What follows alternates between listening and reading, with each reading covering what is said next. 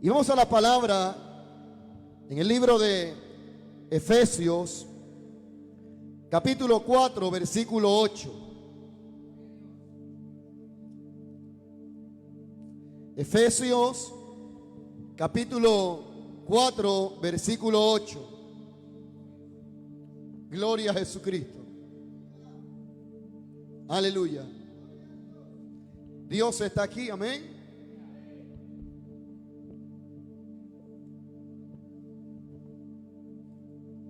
Dígame si usted tiene frío. Usted no lo cree, esto es profético. Dígame si usted tiene frío. Dígame si usted tiene frío. Eso, gloria a Dios. Yo siento un frío aquí. Josué se está abrazando del frío, gloria a Dios. Ahí donde está arrinconado con el frío. Gloria al Señor Jesucristo. Ahí le va a caer un chorro. ¿Cuántos alaban a Dios? Amén. Efesios capítulo 4, versículo 8. Por lo cual dice: subiendo a lo alto, llevó cautiva la cautividad y dio dones a los hombres. Y eso de que subió, ¿qué es? Sino también que había descendido primero a las partes más bajas de la tierra. El que descendió es el mismo que también subió por encima de todos los cielos para llenarlo todo. ¿Cuántos alaban a Dios? ¡Aleluya! Den el aplauso fuerte a Dios. Y no amaguen esta noche y alabe con libertad, porque esta es una noche poderosa. ¡Aleluya! Diga conmigo, esta es una noche de transición. Esta es una noche de transición de pensamiento. ¿Cuántos alaban? Esta es la noche en la que vamos a transicionar una forma de pensar. Amén. Aleluya. Y mira lo que dice el versículo 11. Y él mismo, ¿el mismo qué? Constituyó a unos apóstoles, a otros profetas, a otros evangelistas, a otros pastores y maestros. Versículo 12. A fin de perfeccionar a los santos para la obra del ministerio, para la edificación del cuerpo de Cristo, hasta que todos lleguemos a la unidad de la fe y del conocimiento del Hijo de Dios, a un varón perfecto, a la medida de la estatura de la plenitud de Cristo. Aleluya, aleluya. Gloria a Dios. Padre, gracias por tu palabra en esta hora. Gracias porque yo sé que hoy nos vas a hablar. Abre nuestra mente, nuestro corazón, nuestro entendimiento. Hoy renunciamos, diga conmigo, renuncio a las estructuras religiosas, a las tradiciones que me impiden ver la revelación de tu palabra, que me impiden comprender tu palabra. Diga conmigo, hoy abro mi mente, hoy abro mi corazón, hoy abro mi espíritu y preparo mi espíritu para recibir lo que tú me quieres hablar. Amén. Aún los que están en Facebook en esta noche, Dios también le va a hablar. A los que están en esta casa, Dios le va a hablar. ¿Cuántos alaban a Dios? Él va a hacer algo tremendo en esta casa hoy. Él ya lo está haciendo. ¿Cuántos alaban a Dios? Hermano, la iglesia de Jesucristo, desde sus inicios, el Señor la organizó para que fuese dirigida, para que fuese gobernada, por decirlo de alguna manera. Y los primeros que estuvieron en la primera iglesia el día de Pentecostés fueron los 12 apóstoles que Cristo comisionó para predicar el evangelio. Sin embargo, la iglesia no terminó cuando ellos desaparecieron. El último de los apóstoles murió aproximadamente entre el año 90 y el año 97 después de Cristo, que fue el apóstol Juan. Y cuando desaparece el último de los apóstoles, que muere, la iglesia no deja de existir. La iglesia sigue funcionando. Sin embargo, el liderazgo de la iglesia primitiva estaba a cargo de los primeros apóstoles de Cristo. La iglesia estaba siendo liderada por aquellos que el Señor había escogido. Y el Señor, en su diseño, en su plan, dice Efesios capítulo 4, se mencionan los 5 dones ministeriales. Diga conmigo, dones ministeriales. Y aquellos dones ministeriales son aquellos por medio del cual el Señor gobernó su iglesia en el primer siglo. Y el modelo de gobierno de la iglesia era que Él constituyó primeramente apóstoles. Diga conmigo, apóstoles. Luego profetas. Luego evangelistas. Luego pastores y maestros. Algunos dicen de que estos 5 ministerios es la mano de Dios gobernando a su cuerpo. Es la mano de Dios gobernando a su iglesia. El Señor opera en medio de su iglesia a través de su mano, que son los 5 ministerios. ¿Cuántos alaban a Dios en esta hora? Aleluya. Aleluya. Diga conmigo, los 5 ministerios. Ahora, en el primer siglo, estos 5 ministerios funcionaron perfectamente. Cada día tenía una función. Cada uno tenía una función. Todos estaban trabajando en común acuerdo. La iglesia del modelo bíblico del primer siglo era una iglesia donde habían apóstoles, donde habían profetas, donde habían evangelistas, donde habían pastores y donde habían maestros. ¿Cuántos alaban a Dios? Y estaban ellos allí trabajando. Estaban ellos liderando la iglesia, aleluya, del primer siglo. Pero llegó un momento en que Dios permitió, dentro de la historia, cuando estudiamos la historia de la iglesia, yo quiero hacer esta introducción del mensaje contándote un poco o brevemente algo sobre la historia de la iglesia. Quiero que usted no se duerma. Dígale que está a su lado, no se duerma. Yo quiero que en esta introducción usted no se duerma, que usted pueda conectarse conmigo en esta noche para poder entender lo que el Espíritu de Dios nos quiere hablar hoy. La iglesia del primer siglo funcionó perfectamente. Murió el último de los apóstoles del Cordero, o de los 12 que el Señor escogió, que fue el apóstol Juan. Y a los siguientes siglos la iglesia siguió funcionando de la misma manera. Sin embargo, la iglesia fue creciendo, se fue organizando en iglesias. Se constituyó la pentarquía, que eran las 5 principales iglesias que había en el segundo y tercer siglo. La iglesia de Jerusalén, aleluya, la iglesia, gloria a Dios, oriental. Y estaban esas iglesias organizadas. Sin embargo, cuando la iglesia comienza a relacionarse con movimientos del Estado, en este caso del Imperio Romano, la libertad religiosa, cuando la iglesia comienza a mezclarse con los poderes políticos, la iglesia comienza a perder su enfoque, comienza a perder el gobierno del modelo bíblico establecido por Dios, y comienzan a establecerse las primeras jerarquías religiosas. Entonces los líderes de comunidades cristianas ya no eran perseguidos, por el Imperio Romano, sino que ahora estaban ocupando puestos públicos en el imperio. Y se comienza a construir la figura del patriarca religioso, comienza la figura del obispo a tomar preeminencia en la iglesia. Y cuando el Imperio Romano cae, aleluya, los poderes religiosos fueron los que tomaron el dominio del poder social. Entonces surge la figura del papado, surge la figura de los arzobispos, y surge la figura de todos estos líderes que, además de ser líderes religiosos, también eran líderes políticos. Y ya para el cuarto y quinto siglo la iglesia se había desenfocado del modelo bíblico que el Señor estableció a través de los 5 ministerios. ¿Cuántos alaban a Dios? Entonces comenzaron a surgir figuras en la iglesia de reverendo, monseñor, papa, cura, etcétera, etcétera. Y desaparecieron los ministerios establecidos por el Señor. Ya no se hablaba de apóstoles, ni de profetas, ni de evangelistas, de pastores y de mucho menos maestros. Ahora eran sacerdotes, curas, obispos, cardenales, monseñores, señores y toda la jerarquía religiosa, del papa hacia abajo. Y la iglesia comenzó en decadencia en ese sentido. Sin embargo, hubo pequeñas comunidades.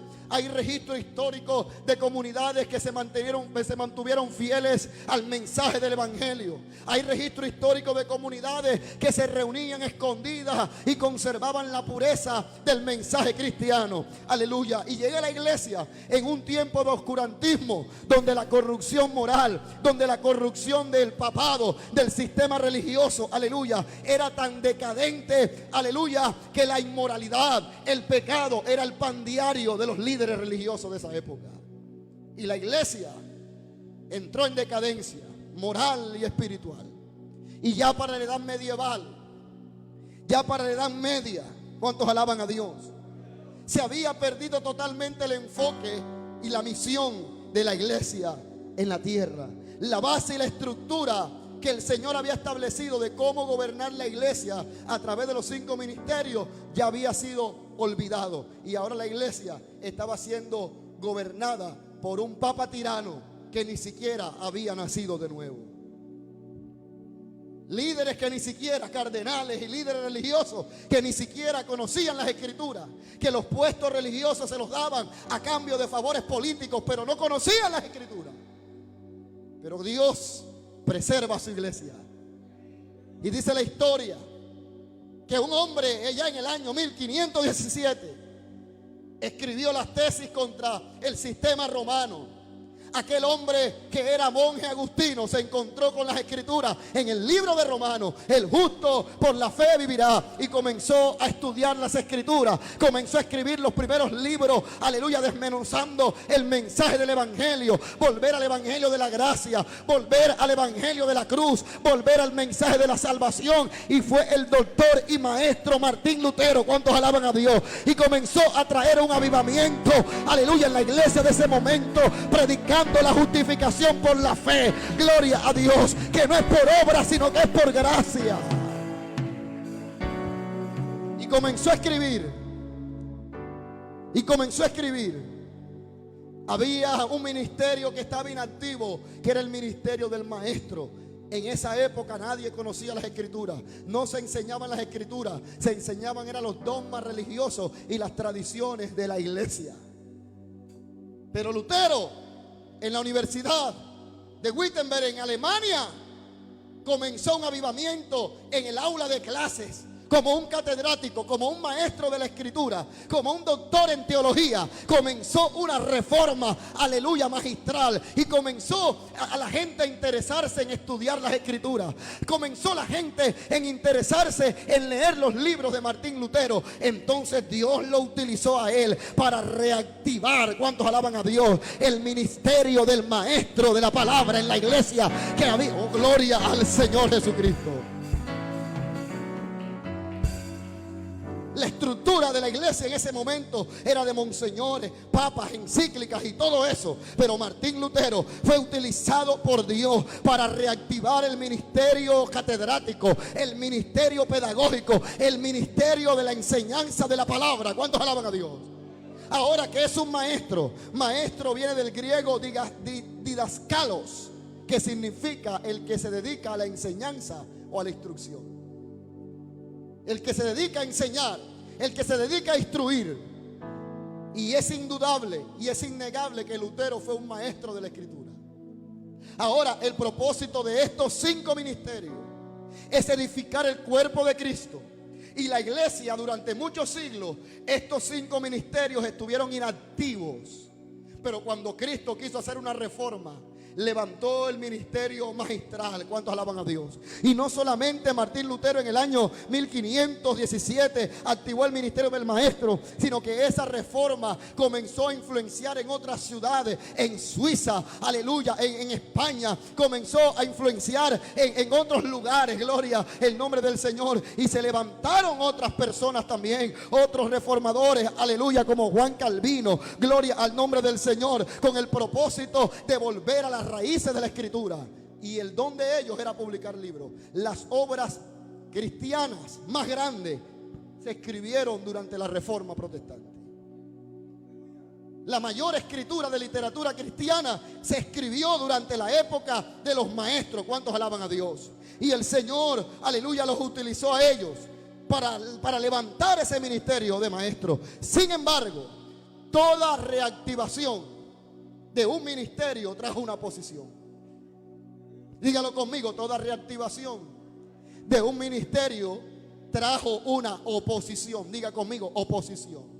Ahora, hubo una oposición en ese tiempo cuando el Señor los levantó. Durante esos tiempos, durante esa época, las estructuras religiosas, aleluya, se opusieron a cada reactivación ministerial. En la Edad Media la Iglesia Católica se opuso al ministerio del maestro, de tal manera que la religión se opuso a las enseñanzas de los reformadores. Eran perseguidos, sus libros eran prohibidos, estaba prohibido. La iglesia oficial prohibió la lectura de los libros de Martín Lutero. Los reformadores eran perseguidos, algunos fueron asesinados y quemados en la hoguera. La Inquisición prohibía leer las obras de los reformadores. La Inquisición prohibía incluso leer la Biblia. Estaba prohibido leer la Biblia. Estaba prohibido traducir la Biblia en el lenguaje del pueblo. Estaba prohibido comercializar la Biblia, porque el sistema religioso se estaba oponiendo a que el ministerio del maestro se levantara. Alabado sea Dios. Pero ni la tradición ni la religión pudo impedir que el ministerio del maestro fuera activado, porque se multiplicaron los maestros de la palabra en esa época. Se multiplicaron aquellos que enseñaron la sana doctrina. Alabe la gloria del Señor. No lo lograron. Aunque quemaron Biblias, aunque asesinaron a muchos, el ministerio del maestro siguió. Y surgieron las denominaciones históricas. Aleluya, surgieron movimientos cristianos basados en el estudio de la palabra. Nació en la época de la Reforma, en el año 1602. Nació la Biblia del Oso, traducida por Casiodoro de Reina, un fraile español que se convirtió al protestantismo. Y luego, más adelante, esa versión fue revisada por Cipriano de Varela. Y de ahí nace la primera versión de la Biblia Reina Varela, la primera Biblia en la historia de la humanidad, traducida de los originales hebreo y griego al español. Un tesoro grande usted tiene en sus manos, la Biblia Reina Varela. Le costó sangre, le costó persecución, le costó sacrificio a hombres de Dios que se dispusieron a enseñar la palabra. Aleluya. ¿Cuántos alaban a Dios? Nadie, ni la persecución ni la Inquisición, impidió que el ministerio del maestro fuera activado. ¿Y quiénes fueron los primeros que se opusieron? Los religiosos. Es el espíritu, diga conmigo, el espíritu religioso. El espíritu religioso no lo logró. No lo logró. El segundo ministerio que estaba inactivo era el ministerio del pastor. Los pastores no existían. Existían eran sacerdotes, clérigos, monseñores y todos esos títulos, pero no existía el pastor. Sin embargo, en otra época de la historia surge un movimiento, los anabautistas, los puritanos, comunidades que veían que todavía la iglesia protestante no se había del todo descatolizado, por decirlo de alguna manera, o desromanizado. Todavía conservaban el clero oficial o el clero jerárquico. Habían doctores y maestros de la palabra, pero conservaban la estructura clerical. Y había la separación entre el laicado y el clero. Entonces ellos decían de que tenían que reunirse en comunidades, y se fueron a reunirse en comunidades los puritanos. Y en ese momento, sacerdotes, el clero, eran las posiciones eclesiásticas de eminencia en ese entonces. Estas pequeñas comunidades se reunían en casas y en lugares ocultos para reunirse en pequeñas comunidades donde cualquiera de sus hermanos, aleluya, fungía la función del líder o pastor de la comunidad. A finales del siglo XVI y a principios del siglo XVII comienza a reactivarse el ministerio del pastor. no como un arzobispo o no como un monseñor, como alguien de eminencia, sino como un hermano escogido entre los iguales, que liderara y guiara las pequeñas comunidades. Y a ese ministerio del pastor, el sistema religioso también se levantó en oposición. Rechazaron a estas comunidades, y no solamente la iglesia romana, sino las mismas iglesias protestantes, las mismas iglesias que se habían separado de Roma, los mismos movimientos que se separaron de Roma, también empezaron a perseguir, aleluya, a estas comunidades puritanas, de tal manera que tuvieron que emigrar a Norteamérica y colocar las bases de una nación que hoy en día es una potencia. Gloria al nombre del Señor. ¿Y sabes por qué se opuso? Porque Dios estaba reactivando el segundo ministerio que estaba inactivo en la historia de la iglesia, que era el ministerio del pastor. Alabe la gloria del Señor. Aleluya, aleluya, aleluya. ¿Cuántos alaban a Dios? Entonces las pequeñas comunidades se reunían, nacieron las comunidades puritanas en los Estados Unidos, fundaron universidades, se reunieron en comunidades, levantaban pastores. ¿Cuántos alaban a Dios? Y ya no existía el clero de jerarquía eclesiástica, sino era un hermano que guiaba la comunidad, o el rebaño que seguía al Señor. ¿Cuántos alaban a Dios? El tercer ministerio, que hasta ese tiempo de la historia solamente se hablaba entonces de los maestros de la palabra y de los pastores. Sin embargo, hubo un movimiento llamado el Gran Despertar en el siglo XVIII y siglo XIX, que fue el segundo Gran Despertar. Se llama Gran Despertar porque el movimiento metodista y otros movimientos se dieron cuenta que muchos de los creyentes que iban a la iglesia no habían nacido de nuevo, porque habían recibido la doctrina correcta a través de los maestros, habían nacido en familias cristianas, pero todavía no se habían convertido. Y comenzaron ellos a predicar el nuevo nacimiento, a predicar que había que convertirse. Y en esa época comienza a surgir el ministerio del evangelista. ¿Cuántos alaban el nombre del Señor? Y esa época, dentro de la historia eclesiástica, usted lo puede buscar, se llama el periodo del evangelicalismo. Y el periodo del evangelicalismo consiste en que hubo un tiempo donde unos predicadores se levantaron a salir de las cuatro paredes de las iglesias establecidas, y en las iglesias no los aceptaban, y comenzaron a predicar en las calles, en las esquinas, en los árboles. John Wesley dijo, a John Wesley cuando predicó el nuevo nacimiento lo echaron de su parroquia,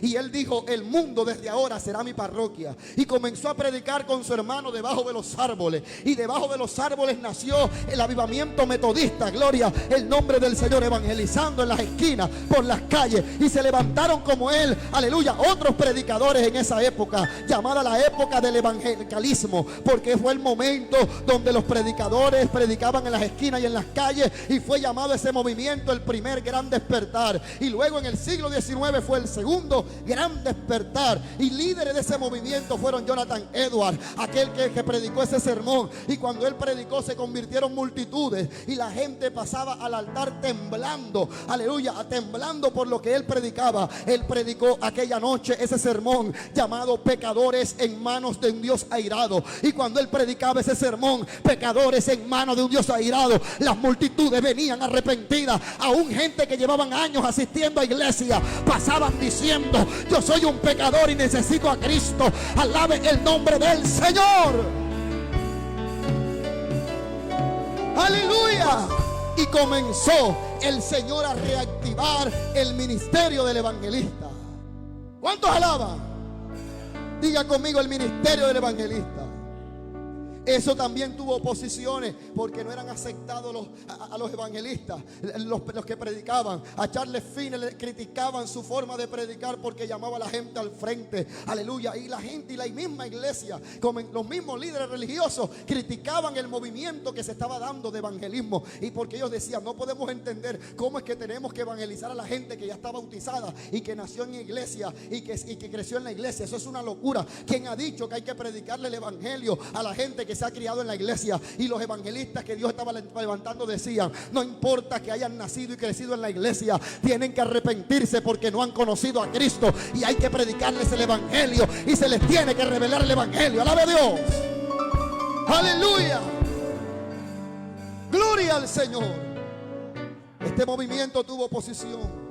Hubo una segunda etapa del movimiento del evangelista que fue a principios del siglo XX y a finales del siglo XIX. Y es llamado la época de los evangelistas de sanidad. Y la época de los evangelistas de sanidad es al finales del siglo XIX y a principios del siglo XX. Y durante la historia de la iglesia en esa época hubo un movimiento del Espíritu que trajo una ola de grandes predicadores y evangelistas que enfatizaban su predicación en la sanidad. Se levantaron hombres como William Branham, Aimee Semple, como Kathryn Kuhlman, como María Gongorete, como A.A. Allen, evangelistas que algunos comenzaron bien y terminaron mal, pero hubo otros que empezaron bien y terminaron bien. ¿Cuántos alaban a Dios? Y hubo un avivamiento de sanidad, evangelistas fueron levantados. Pero como todo movimiento del Espíritu, ese movimiento tuvo oposición. La misma iglesia, de iglesias establecidas, y no hablo de la iglesia católica romana, sino de la iglesia de Cristo, se opusieron al avivamiento de sanidad, llamándolos fanáticos, llamándolos curanderos, llamándolos brujos. Fueron los mismos líderes de la iglesia que se opusieron al avivamiento de sanidad que se levantó a principios del siglo XX, llamando que eso eran curanderos itinerantes, que eso eran brujos, y condenaban a esos evangelistas. Pero ni la oposición del enemigo, ni la estructura religiosa, aleluya, ni las tradiciones de la iglesia pudieron impedir que esos hombres se levantaran. Y hoy hablamos de Kathryn Kuhlman, hoy hablamos de A.A. Allen, hoy hablamos de estas mujeres y estos hombres que cuando oraban por los enfermos se levantaban. Por primera vez en la historia de la iglesia del siglo XX se veían paralíticos levantarse, se veían enfermos ser sanados. Alabe la gloria del Señor hoy. Y la iglesia, que había perdido un fundamento original, ya contaba con quién, con maestros como Martín Lutero, ya contaba con qué, con pastores como John Wesley, y ahora contaba ya con evangelistas. Antes del siglo XX no existían evangelistas. Eso no se... ¿Por qué? Porque la iglesia entró en una posición, y era que los únicos evangelistas eran los 4 que aparecían en el evangelio. La iglesia durante muchos siglos dijo que los únicos evangelistas eran Mateo, Marco, Lucas y Juan. Pero no habían leído donde dice Felipe el evangelista. ¿Cuántos alaban a Dios? Hoy en día no hay problema con que alguien lo llamen evangelista, porque ha sido una transición desde el siglo XX, ya es normal. Pero antes de eso era raro llamar evangelista a alguien. Así como en el primer gran despertar era más difícil llamar a alguien evangelista. Y así como en los días de Martín Lutero no habían maestros de la palabra, eran monseñores, sacristanes. Y se levantaron los primeros maestros de la palabra. Luego en la reforma puritana se levantaron los primeros pastores. Amén. Y en el siglo XX se mencionaron los primeros evangelistas. Sin embargo, cada uno o cada una de los movimientos del Espíritu en la época de la historia de la iglesia, donde Dios ha querido reactivar sus ministerios, siempre ha habido oposición. Pero hasta el siglo XX ya en la iglesia se hablaba con libertad de maestros de la palabra, pastores y evangelistas, y hasta ahí no había problema. Pero resulta que la Biblia dice en Efesios capítulo 4, dice que en versículo 11, el mismo constituyó a unos apóstoles, a otros profetas, a otros evangelistas, a otros pastores y maestros. ¿Con qué fin? A fin de perfeccionar ¿a quién? A los santos, o sea, a la iglesia, para la obra del ministerio, para la edificación del cuerpo de Cristo. Ahora, esos 5 ministerios se necesitan, ¿sí o no? ¿Hasta cuándo? Hasta lo que dice el siguiente versículo, el 13. Hasta que todos lleguemos a la unidad de la fe y del conocimiento del Hijo de Dios, a un varón perfecto, a la medida de la estatura de la plenitud de Cristo. La pregunta es, ¿será que la iglesia habrá alcanzado la estatura y la plenitud de la medida de la estatura de la plenitud de Cristo? La pregunta será que si Dios dice que para poder llegar a ese nivel se necesitan los 5 ministerios, ¿será que es posible que la iglesia pueda llegar a ese nivel solamente con 3? ¿Será que la mano que tú tienes podrá funcionar de la misma manera si te cortan 3 dedos y te quedas con 2? ¿Será que tú podrás cortar la carne mientras comes? Cuando te falta un dedo, te faltan 5 dedos, podrás hacerlo, pero no lo harás a la perfección. Y ahí está el versículo, aleluya, que seamos perfeccionados, a que seamos procesados, modelados a la estatura, a fin de perfeccionar a los santos para la obra del ministerio. Ahora bien, antes que Cristo venga por segunda vez, Él mismo se preparará. Él se preparará a sí mismo una iglesia perfecta, sin mancha, sin arruga y sin defecto. La iglesia que Cristo va a encontrar es una iglesia que habrá llegado a la plenitud de la estatura. Aleluya. Yo soy de los que creo que Cristo no vendrá hasta que la iglesia no alcance la plenitud y la estatura de la medida de Cristo. Alaba el nombre del Señor. La última generación de la iglesia, la última iglesia que militará en la tierra, será una iglesia completa, edificada. Será una iglesia que tendrá una estatura. Será, oh gloria al nombre del Señor. Ahora, ¿qué hace falta? ¿Qué hace falta en lo que hemos estudiado? Pues resulta que en la década de los 70 el Espíritu Santo comenzó a levantar a nivel mundial. No fue porque alguien se puso de acuerdo, fue porque el Espíritu Santo comenzó a suscitar en diferentes partes del mundo al mismo tiempo a hombres y mujeres de Dios que fueron enviados a otros lugares donde el evangelio nunca había sido predicado, y comenzó a hablarse por primera vez de la ventana 1040. Comenzó a hablarse por primera vez de las misiones, de lugares recónditos donde no se había llevado el evangelio, y comenzó a levantarse un movimiento llamado el movimiento misionero del siglo XX. Se pudo penetrar la China aún en medio de los movimientos comunistas. Se pudo entrar a la India aún cuando las castas tenían el poder y le impedían a los misioneros entrar. Misioneros fueron llevados a lugares donde el evangelio nunca había sido predicado. En ese momento se levantaron las sociedades bíblicas más grandes en el mundo, que se metían a tierras indígenas a predicar el evangelio. En ese tiempo comenzaron a traducirse la Biblia a los lenguajes nativos y a los idiomas de los indígenas. Comenzó el Espíritu Santo a indicar algo, y era que Él estaba necesitando gente que fuera a predicar y a establecer el evangelio donde otro no podía entrar, donde el pastor no podía entrar, donde el evangelista no podía entrar. Aleluya, aleluya, donde el maestro no podía entrar. Se necesitaba el otro ministerio, que es el único que puede entrar y hacer cosas que el pastor no puede hacer cosas que el evangelista no puede hacer cosas, aleluya, aleluya, que el maestro lo puede hacer. Y se levantó el movimiento apostólico del siglo XXI, aleluya, y es el movimiento del Espíritu que estamos teniendo en esta época. Cristo viene pronto y la iglesia está siendo entrenada en los 5 ministerios. Alabe la gloria de Dios en esta hora, alabe su nombre, gloria. Y comenzó a hablarse por primera vez de lo que es un equipo apostólico. Los equipos apostólicos son grupos de personas que son entrenadas en guerra estratégica, en intercesión, para primero ir a lugares donde otros no pueden ir, donde la brujería es el que domina, donde la secta religiosa es la que domina. Y los equipos apostólicos se mueven a un lugar primero en guerra espiritual, y luego envían los evangelistas, luego envían a los profetas, luego envían, aleluya, a los pastores que guían y a los maestros que enseñan la palabra.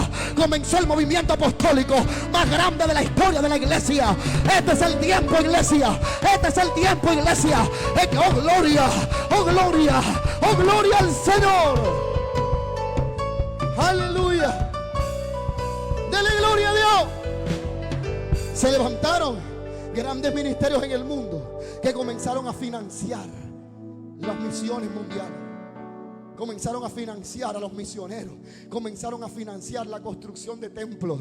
Aleluya, la edificación de congregaciones. Comenzaron a levantarse movimientos. Iglesias tradicionales comenzaron a ser sacudidas por este movimiento del Espíritu Santo. Gloria al nombre del Señor. Pero en las últimas décadas ha habido una oposición fuerte de la misma iglesia religiosa al movimiento del Espíritu de este tiempo. una oposición fuerte al movimiento apostólico por ignorancia. ¿Y sabe qué es lo que la gente dice cuando se habla de lo apostólico? Eso es católico, porque eso es católico apostólico romano. Están en la ignorancia. ¿Cuántos alaban a Dios? Y no como dijo un varón un día, es que así, ¿quién no construye una iglesia? Es que Luis Mato es apostólico, está en una secta, que es una secta de Estados Unidos que le manda plata. Tremenda embuste. ¿Cuántos alaban a Dios? Porque él piensa que lo apostólico es una secta que viene de los Estados Unidos. Aleluya. Y lo triste es que gente que tiene 20 y 30 años en el evangelio, pero que no se han renovado, son vino viejo. ¿Cuántos alaban a Dios? Pero hay una generación que... hay una generación del vino nuevo. Hay una generación que camina en la revelación del Espíritu. Hay una revelación, aleluya. Hay una generación que camina bajo la revelación de su palabra. Oh, gloria al Señor. Aleluya. Entonces, hombres de Dios fueron activados a ser apóstoles. ¿Cuántos alaban a Dios? ¿Y sabe cuál es la diferencia? Pastores de iglesias que sintieron el llamado a decir: estamos creciendo, Dios nos está bendiciendo económicamente. ¿Qué hacemos en las cuatro paredes? Vamos a financiar nuevas iglesias que se están levantando. Vamos a apoyar a pastores, a gente que necesita ir a la obra misionera. Y comenzó un deseo de hacer eso. Y comenzaron a levantarse los primeros y genuinos verdaderos apóstoles. ¿Cuántos alaban el nombre del Señor? Y cuando comenzaron a ostentar de eso, los primeros que criticaron fue la iglesia. ¿Y quién dicho que son apóstoles? Si apóstoles solamente son los 12. Lo mismo que decían con los evangelistas. Los evangelistas solamente son Mateo, Marco, Lucas y Juan. ¿Cuántos alaban a Dios? Los apóstoles solamente son los 12. Y el último se murió por allá por el 90, que fue Juan. Y comenzaron a rechazar. Y todavía hay gente que dice que no. ¿Cuántos alaban el nombre del Señor? ¿Cuántos alaban a Dios? Aleluya. Pero el Señor, y ahora sí, levante su mano derecha y comenté. Yo dije que me tuviera paciencia, porque esta es la introducción. Ahora sí, levante la mano derecha y diga conmigo el título del mensaje. Diga conmigo: reactivando lo apostólico y lo profético. Dígale que está a su lado: reactivando lo apostólico y lo profético. ¿Ahora por qué? Porque resulta que nosotros no tenemos problema de hablar del pastor, hablar del evangelista Marco, el evangelista Pedro, el evangelista Juancho, el evangelista Andrea, el evangelista Michael. Hay evangelistas que han predicado evangelistas. No tenemos problema con invitar a un pastor, el pastor Pepito, la pastora Juanchita. Hay pastores, ¿cuántos alaban a Dios? Y tampoco tenemos problema con llamar maestro, hasta maestro de los niños hay igual. Ah, gloria a Dios. Pero el problema es que a la gente le da miedo cuando se habla de apóstol o cuando se habla de lo apostólico. Y se encierran en decir: es que apóstoles solamente son los 12 que llamó Cristo. Ya no hay.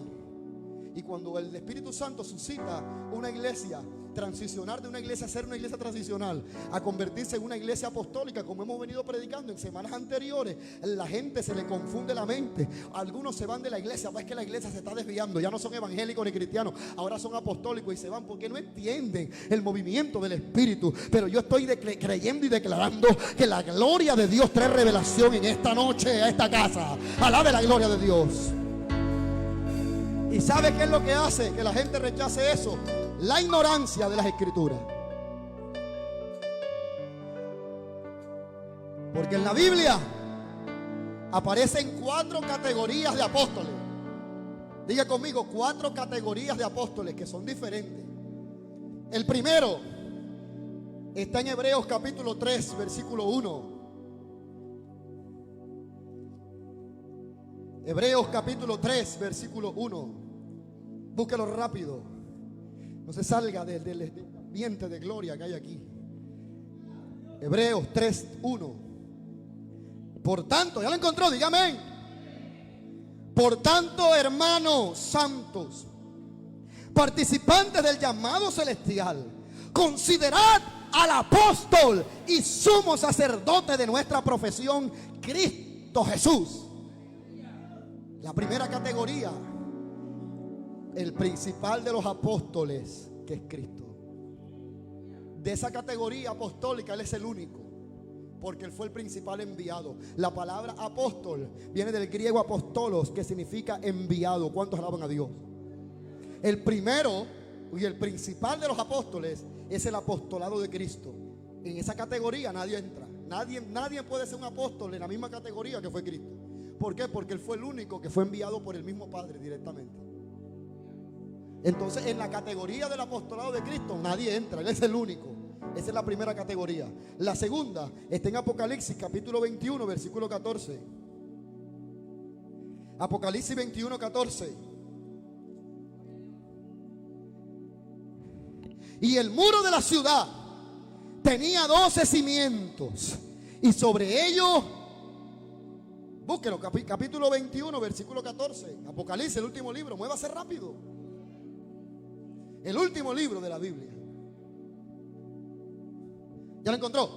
21, 14. Y el muro de la ciudad tenía 12 cimientos, y sobre ellos los 12 nombres de los 12 apóstoles. Pero quédese ahí, ahí no hay un punto. Note ese detalle, que ahí no hay un punto. Él no dice los 12 apóstoles, punto, no. El versículo o el escritor sagrado aclara cuáles apóstoles. Dice los 12 apóstoles del Cordero. ¿Y quién es el Cordero? Entonces la primera categoría es el apostolado de Cristo, el cual fue enviado por el Padre. Pero la segunda categoría es la categoría de los 12 apóstoles, llamados apóstoles del Cordero, porque ellos fueron enviados directamente por Cristo. Y en esa categoría nadie más entra, solamente los 12. Y los nombres de ellos estarán escritos. Y hay gente que toma el argumento: ya no hay más apóstoles porque solamente le van a escribir el nombre en 12 lugares. Entonces el nombre de los demás, ¿dónde lo van a poner? Es que de los demás no lo van a colocar en ningún lado, porque ese es exclusivamente para los 12 apóstoles del Cordero. Esa es la tercera categoría, o la segunda categoría, apóstoles de Cristo. La tercera, segunda de Timoteo capítulo 1, versículo 1. ¿Cuántos dan gloria a Dios hoy?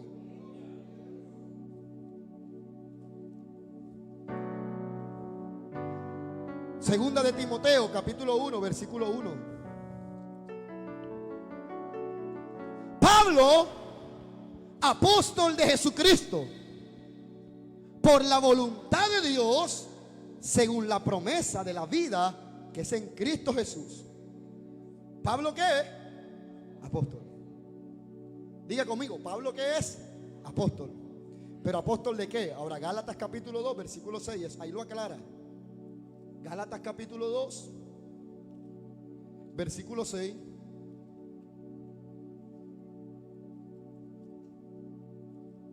Gloria a Jesucristo.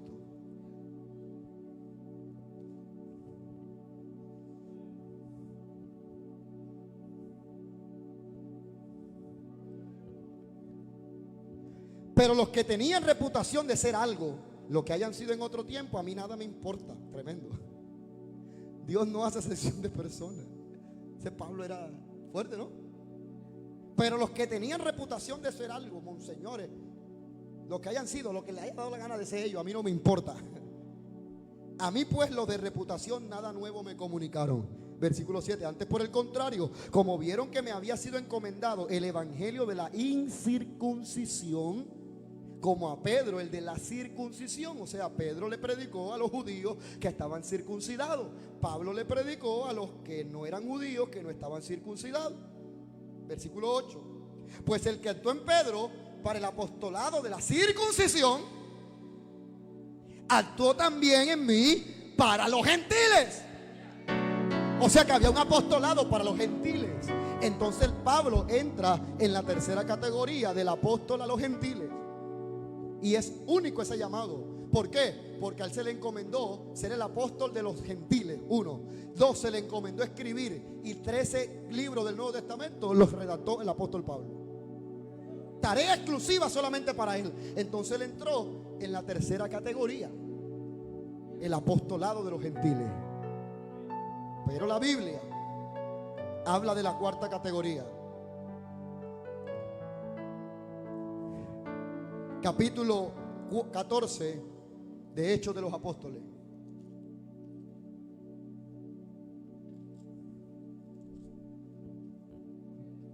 Hechos 14, 14. Cuando lo oyeron los apóstoles, ¿qué? Para los que dicen que el último de los apóstoles fue Pablo y que de ahí no hay más nada. Pero ella habla de que Bernabé era apóstol. Entonces,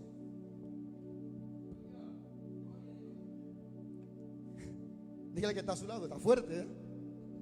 Dígale que está a su lado, está fuerte esto. Mira, los que se oponen a los que no hay apóstoles hoy en día, se oponen, pero se aceptan el título de reverendo, hasta capellán. No, es que yo soy capellán. Ya no existen apóstoles, pero yo soy capellán. Yo dime dónde habla la Biblia de capellán. Seamos sinceros. ¿Dónde habla la Biblia de monseñor? ¿Dónde habla la Biblia de cura, sacristán? ¿Dónde? Monaguillo, acólito. ¿Dónde habla la Biblia de eso? Pero la gente prefiere tener los títulos que el hombre se inventó y no los que la Biblia ha establecido. Gloria a Dios. Aleluya. Aleluya. Alabe su nombre. Diga conmigo, aquí no hay monaguillo. Yo fui en monaguillo, pero ya no. Ya me arrepentí de eso. ¿Cuánto alaban a Dios? Diga conmigo, Bernabé, el apóstol. Primera de Tesalonicenses, capítulo 1, versículo 1.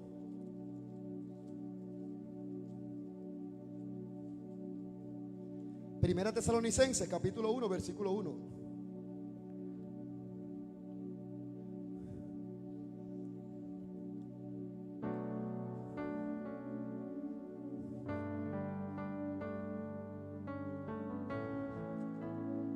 Gloria a Dios.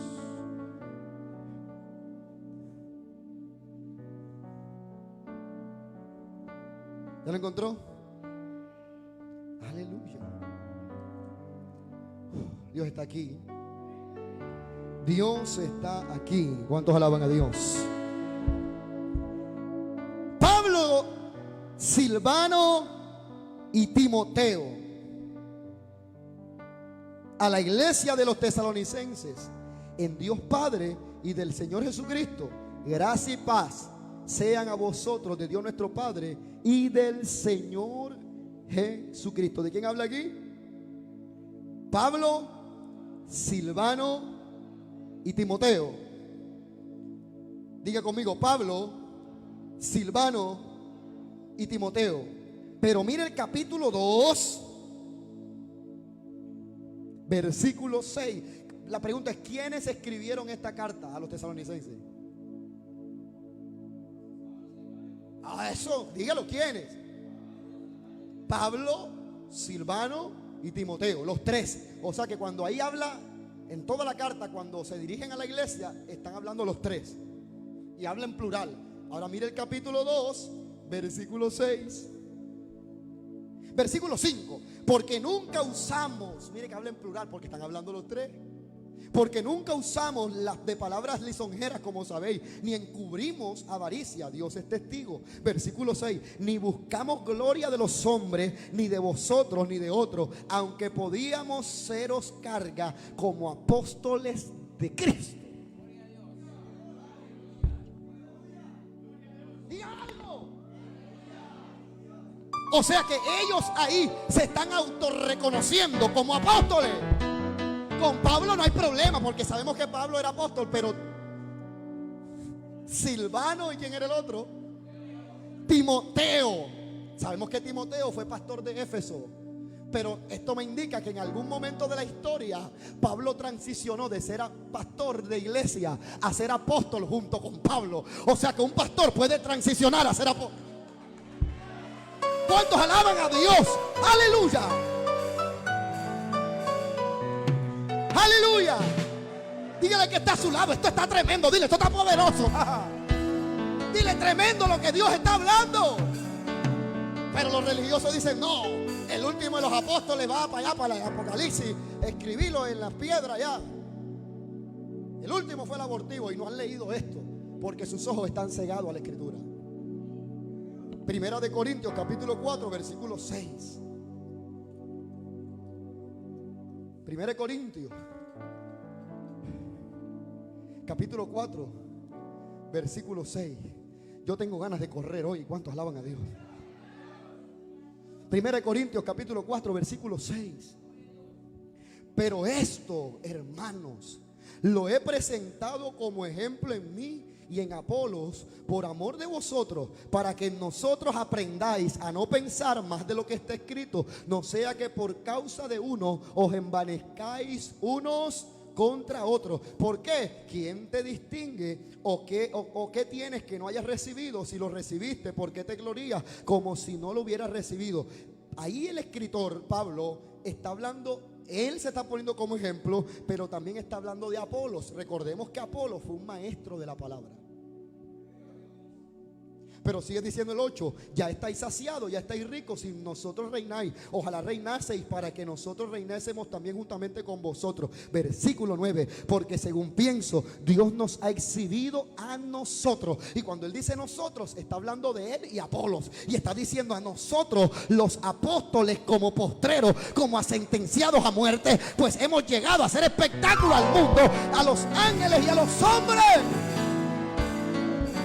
Entonces, en algún momento de la historia de la iglesia, Apolos, el maestro de la iglesia, que era maestro, tenía el don de maestro, pero estaba más confundido que una pareja de esposos. ¿Cómo se llamaba la pareja de esposos? Aquila y Priscila. Tuvieron que llamarlo aparte y decirle: venga acá, Apolo, tú predicas bien, eres un buen maestro, pero estás diciendo cosas que no va, estás orinando por el tiesto. Eso no va por ahí, espérate, ven. Y le explicaron claramente el evangelio. Hay gente que tiene el don de maestro, pero como que le falta instrucción. Lo instruyeron, pero él comenzó a crecer y en algún momento fue transicionando a los otros ministerios, hasta que en este momento ya él estaba entre los apóstoles de la iglesia primitiva. ¿Cuántos alaban a Dios? Entonces aquí entra la cuarta categoría de apóstoles, que son los otros apóstoles de la iglesia. De ahí en adelante no hay ningún registro bíblico, ningún versículo que diga que los apóstoles se iban a acabar. Que Dios en la historia de la iglesia permitió que dejaran de existir, así como dejaron de existir los pastores, los evangelistas, los maestros. Pero en alguna etapa de la historia Dios los fue reactivando. Primero reactivó los maestros en la Reforma Protestante con Martín Lutero. El avivamiento de ellos comenzó en las universidades y comenzó con escritos y traducciones de la Biblia. El ministerio del maestro se reactivó a través de ellos. Luego vino a través de las iglesias y comunidades puritanas. El ministerio del pastor se reactivó. Luego se reactivó a finales del siglo XIX, principio del siglo XX, el ministerio de los evangelistas. Estamos en una época poderosa, que Dios en esta temporada está reactivando el ministerio de los apóstoles en su iglesia. Alabe el nombre poderoso del Señor. Pero no se preocupe, que es normal que haya oposición, es normal que haya crítica a lo apostólico, pero estamos en el camino correcto, estamos en la dirección correcta, estamos en el mover correcto de lo que Dios quiere hacer en este tiempo con su iglesia. Alabe su nombre. Aleluya. El aplauso al Rey de la gloria. Aleluya.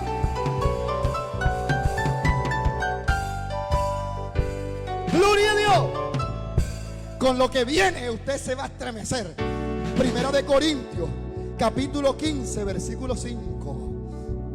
Con lo que viene usted tiene que decir algo, tiene que sacudirse, gloria a Dios, y decir aleluya. Pero mira lo que viene. Capítulo 15, versículo 5 de Primera de Corintios. Primera de Corintios, capítulo 15, versículo 5. Búsquelo rápido.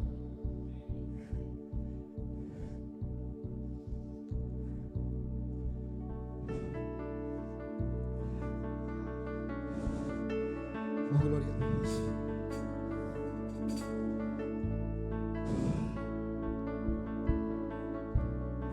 Versículo 5. Pero versículo 4, hablando de Jesús. Y que Jesús fue sepultado y que resucitó al tercer día conforme a las escrituras. Versículo 5. Y que se le apareció a Cefas. Cefas es Pedro. Y después, ¿a quién? ¿A quién? A los 12. ¿Quiénes son los 12? No, los apóstoles del Cordero. Se le apareció a los 12. Quédense ahí. Ya él menciona que se le apareció a los 12. Versículo 6. Después apareció a más de 500 hermanos a la vez, los cuales muchos viven aún y otros ya duermen. Después apareció a Jacobo. Y después ¿a quién? A todos los apóstoles. O sea que había otros aparte de los 12. Gloria a Dios, aleluya. Este versículo establece la diferencia entre los 12 y entre los otros apóstoles. O sea, aparte de los 12, también hay otros que fueron llamados apóstoles en la iglesia. ¿Quién ha dicho que los apóstoles solamente eran 12? ¿Quién ha dicho que los apóstoles se acabaron? En esta época Dios va a levantar ministerios apostólicos poderosos, aleluya, que van a traer el poder de Dios a esta tierra, que van a desatar la gloria, que van a desatar algo poderoso. Alguien que alabe a Dios en esta hora. Estamos en el tiempo de la reactivación de lo apostólico. Estamos en el tiempo en que lo apostólico tiene que ser reactivado en la iglesia. Oh, gloria a Dios. Aleluya. Oh, gloria. Ahora bien, esto es algo tremendo. ¿Sabes por qué? Porque ese desafío Dios no se lo encomienda a cualquiera, sino solamente a aquellos que Dios sabe que pueden tener una visión, que pueden tener un llamado, que pueden tener un don. ¿Cuántos alaban a Dios? Hay gente que dice: yo no creo en los apóstoles porque hay apóstoles por todos lados. O sea, porque hay falsos profetas, no vamos a creer en los profetas. O sea, porque la iglesia de los Corintios celebraba la cena mal, entonces no vamos a creer en la cena. Ahora, porque en la iglesia de Corintios había falsas lenguas, porque si las había, ahora no van a creer. No, ahora Pablo dijo: no creamos en el don de lengua porque hay falsas lenguas. No, él dijo: no prohibáis profetizar ni hablar en lengua, sino más bien juzgar las profecías. O sea, que exista lo falso no quita que lo verdadero exista. Ahora, porque exista ahora una multiplicación de gente que no es, no significa que lo que sí es no exista. ¿Cuántos alaban a Dios? Dígale que está a su lado: lo verdadero sí existe. Ahora bien, apóstoles del enviado griego. Otro día, estamos apenas dando la introducción. Las otras semanas vamos a hablar de las características, qué es el ministerio. Eso lo vamos a hablar después. Aleluya, no vamos a profundizar en eso. Aleluya, pero lo que sí quiero decirte, que generalmente un ministerio apostólico generalmente tiene una función de cuidado, tiene una función de supervisión, tiene una función de extensión del reino de los cielos. Un pastor tiene una visión de la iglesia congregacional o del grupo de gente que Dios le ha encomendado. Pero cuando alguien tiene un llamado y una visión apostólica, no solamente se preocupa por las ovejas que tiene, sino también se preocupa por gente que está en otro lugar. También se preocupa por establecer la obra de Dios en otro lugar. También se preocupa por expandir. Por eso declaramos que el año 2022 es año de expansión, pero año del avivamiento. Aleluya, alabe el nombre del Señor. Aleluya. Las iglesias que no conocen y no viven la revelación de los apostólicos serán iglesias que se van a estancar en esta temporada. Así como las iglesias presbiterianas y todas estas iglesias históricas se estancaron en la historia por no aceptar el ministerio del evangelista. Hoy en día el movimiento pentecostal, o sea, los evangélicos, nosotros somos casi el 90% de los protestantes en el mundo. Y nuestra denominación nació en Azusa Street, en la calle Azusa, en pleno avivamiento de los evangelistas de sanidad. Y el evangelio pentecostal se extendió a través de la obra de los evangelistas. Y las iglesias tradicionales, presbiterianos, anglicanos, etcétera, pasaron a ser la minoría de los protestantes en el mundo. Quiere decir algo, que como ellos no aceptaron el mover del Espíritu, quedaron estancados.